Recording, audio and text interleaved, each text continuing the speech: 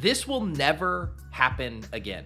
What we have right now is a generational opportunity for fantasy players. I'm Pete Overzet, this is the Deposit Kingdom, and it's time to discuss the most mispriced player in the history of fantasy. I've been playing fantasy football for a little over 15 years now. Yeah, I'm that random old dude with the big nose. And I can't remember a situation as fascinating and perplexing as what we have right now with Colorado prospect Travis Hunter. Hunter, if you don't know, is widely regarded as one of the best players in the 2025 draft class, if not the best player. Here's the thing. Travis Hunter plays two positions, a defensive back on one side of the ball, a wide receiver on the other side. And he's so good at both of them, so elite as both a defender and a pass catcher, that no one knows which one he's going to play at the next level. That just on its own is absurd. And here's the thing that makes this tricky. We might not know for a long time where exactly Hunter lands as an NFL player. Presumably, the team that drafts him will have a plan for him, but what if they get antsy? What if they start him at cornerback and he's struggling and everyone starts slamming the team for not trying him out at wide receiver? Or what if the opposite happens and he starts at wide receiver, he struggles, and everyone's saying, hey, why aren't you playing him at defensive back? What if he plays 70% of the snaps at corner and only 30% at wide receiver, and it's never enough offensive snaps to be relevant for fantasy? These are the questions everyone is wrestling with right now, specifically NFL evaluators and, of course, fantasy players. And the aren't you worried bros are having the time of their goddamn life with Travis Hunter. They have a million things to worry about when it comes to Travis Hunter's fantasy value. And let me tell you, as of right now, the aren't you worried bros, they're winning. Their FUD propaganda, aka fear, uncertainty, and doubt, has resulted in an early ADP of 128.5 on Underdog. And yes, people are drafting fantasy teams right now, myself included. Pray for us. By the way, for those of you who struggle to divide by 12 in their head like me, an ADP of 128 equates to a mid to late 11th round pick. And I'm here to tell you why that price is so unbelievably wrong. Let's first dig into why this is even a debate. And it's because Travis Hunter is a really good defensive back. Over the course of his collegiate career, he totaled 67 tackles and 7 interceptions. He had 16 pass breakups and 1 forced fumble. And in his final year at Colorado, Pro Football Focus had him with a 90.3 coverage grade, which was good enough for 3rd in the nation. He had elite grades for both man coverage, 83, and zone coverage at 86.9.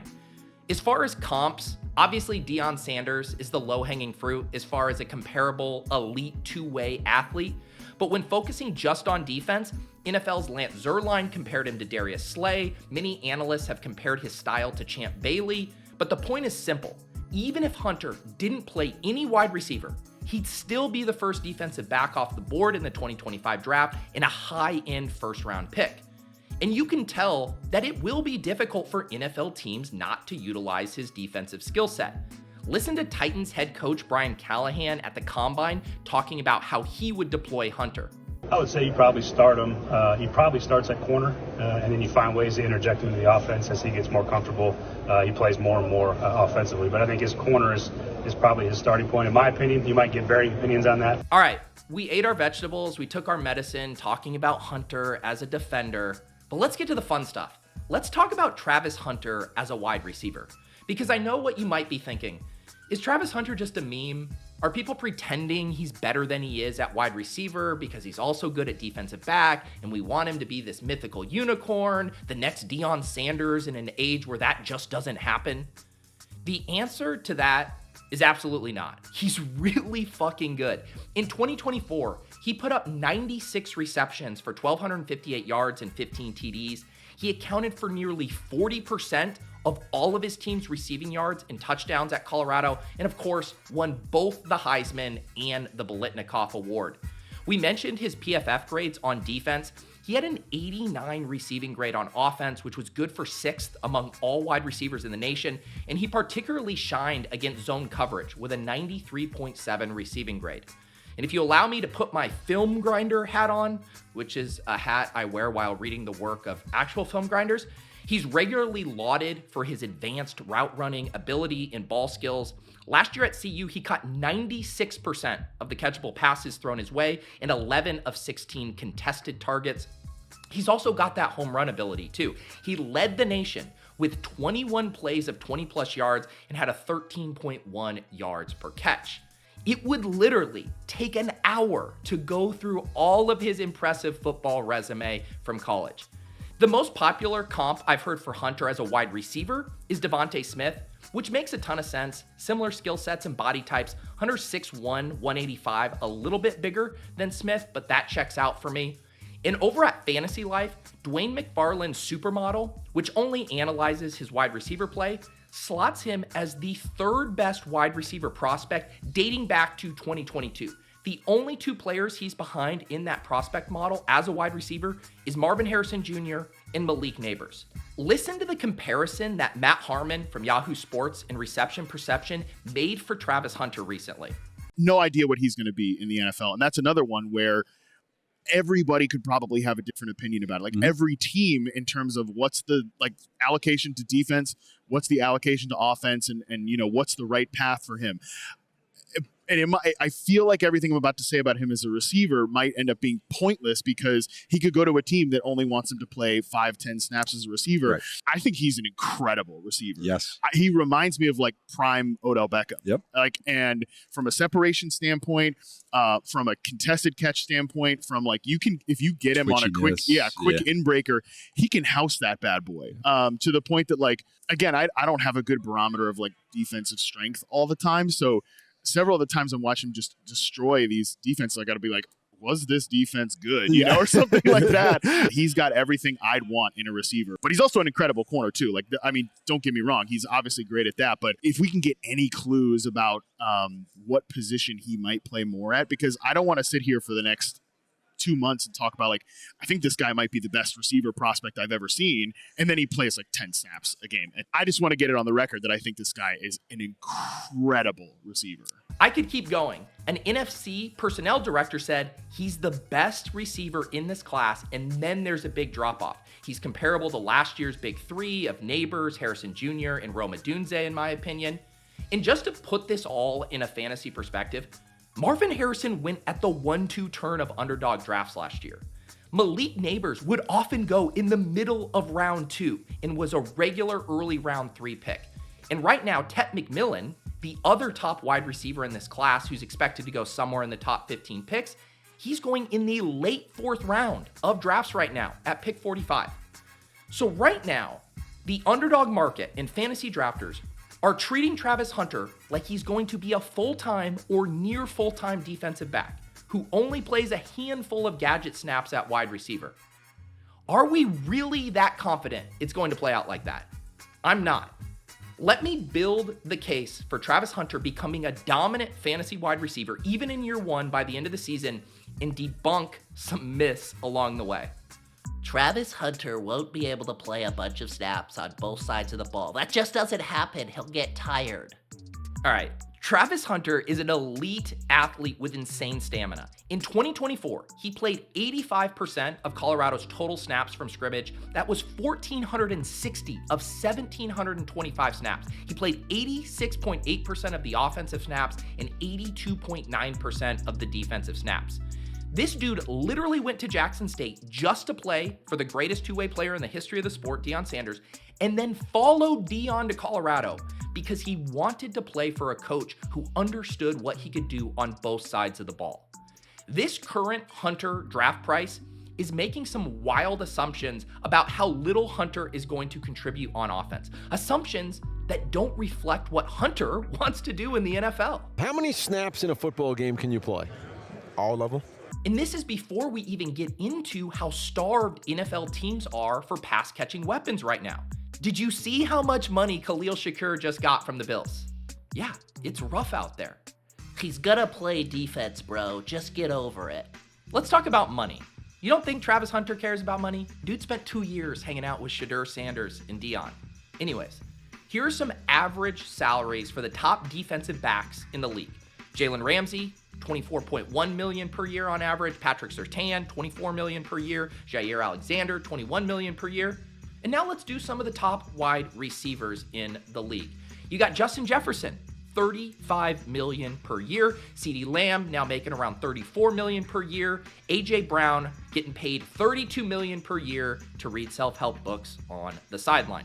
You're telling me when push comes to shove that Travis Hunter is going to devote his craft to the defensive side of the ball and take a $10+ million haircut potentially? You think his agent is going to advocate for that? I don't think so. Travis Hunter does care about the novelty and uniqueness of being a two-way player, clearly, but he's going to want to get paid like a one-way wide receiver, and he's got the talent to secure the much more valuable wide receiver bag. You're absolutely drunk if you think he's going to be a full-time wide receiver to start out. Who said anything about starting out at wide receiver? You're talking to the week 17 is all that matters, bro. And yes, we're doing it all over again with Hunter. This ADP is a reflection of drafters once again caring way too much about what happens at the start of the season. But when we are playing in these large field tournaments, like the big board contest on Underdog right now with a $250,000 first place prize, which by the way, sign up with promo code Pete on Underdog right now for up to $1K in bonus cash with your first deposit. But anyways, in these tournaments, like Best Ball Mania, like the puppies that will come this summer, all we care about is back-weighted production. Weeks 1 through 14 of the regular season represent only 25% of these contests. I mean, look what 49ers rookie wide receiver Ricky Pearsall did last year. He was a 0 for most of the year, but then he dropped 24.7 fantasy points in week 17 and won someone $2 million in Best Ball Mania. Well, guess what? Hunter is going in a similar range right now as where Ricky Pearsall went last year. And with all due respect to Ricky, who has clearly been through a lot, he is not in the same stratosphere as Hunter as a talent. And all it took was one game at the end of the season for him to pay off his ADP. We don't need to belabor this point. I already did. You can go back and watch videos like Week 17 is all that matters. We had a Best Ball Mania strategy guide. But as it pertains to Hunter, the point is simple. The most risk for Travis Hunter not contributing to our fantasy teams is at the beginning of the year, when it matters the least. Sure, I'll concede that NFL teams will want to experiment with his usage, but like all rookie wide receivers, his playing time will expand as the season progresses. Think about it this way too. Hunter's going to go top 5 in the NFL draft, most likely top 3. He could literally go in the top 1 or 2 as well. Whether it's the Titans, the Browns, the Giants, the Pats, the Jags, he's going to go to a bad team, a team who likely will not have anything to play for down the stretch. Take a second to imagine with me last year if Malik Neighbors had a similar defensive skill set as Travis Hunter or even Brian Thomas. Do you think on the Giants last year or the Jags, two teams who had long been eliminated from the playoffs in weeks 15 through 17, that they would have had those guys wasting snaps on defense, trying to slow teams down as they got blown out every game? Or do you think, maybe they'll toss their fan base a bone and see what their first round pick could do on offense instead? This isn't just wish casting either, right? The whispers across the league continue to get louder and louder that the majority of the NFL views Travis Hunter as a wide receiver. Brian Callahan from the Titans is really the only one who has come out and said differently. Beat writer and NFL draft analyst Destin Adams reported from the Combine that he talked to multiple scouts in Indianapolis, and all but one have said their team is listing Travis Hunter as a wide receiver on their board. Situations like this just don't happen anymore in the uber competitive fantasy landscape. Drafters on Underdog have gotten increasingly more sharp. The ADP market specifically is hyper efficient. There's simply too many people drafting who know what they're doing for there to be truly mispriced players. Normally, Travis Hunter is the rare, shocking expectation to that rule. Opportunities like this won't happen again, I'm telling you. The last time we got anything close to this was Garrett Wilson's rookie year in 2022. Despite being the 10th overall pick, Wilson was going as a 12th round pick in Underdog drafts because people were so afraid of the Jets quarterback situation. Drafters quickly realized their mistake in subsequent years though. They realized that you blindly make aggressive bets on players that go really early in the NFL draft. Every wide receiver selected in the 2023 NFL first round was a top 75 pick in underdog drafts after that. In 2024, we saw 2 rookie wide receivers go higher than a rookie wide receiver has ever gone in fantasy football, with Marvin Harrison Jr. and Malik Neighbors both going as top 30 picks. We will never get the opportunity in fantasy football to draft a top 5 overall pick in the NFL draft, a fucking Heisman winner, apologies to the kids, outside of the top 100 picks in a fantasy draft, much less the top 50. Travis Hunter's ADP right now is completely insane. It's egregious. He will be a top 75 pick by the time the season starts, and probably higher. And guess what? Everyone will be happily selecting him at that price when the time comes. Pack your Travis Hunter bags now, because he ain't getting cheaper. Travis Hunter is a unicorn, and this is a unicorn opportunity in fantasy drafts. They say nobody has ever done it for real the way I do it, but I tell them that I'm just different. I'm a different person.